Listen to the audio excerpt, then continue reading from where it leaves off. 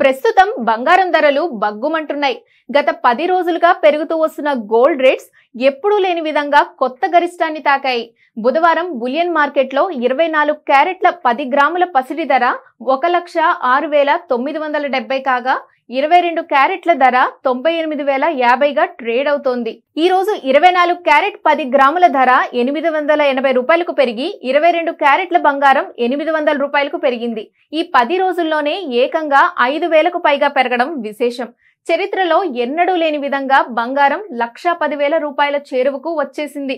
మరోవైపు వెండి ధర కూడా బంగారం బాటలోనే నడుస్తోంది. గత 5 రోజులుగా వెండి పెరుగుతోంది.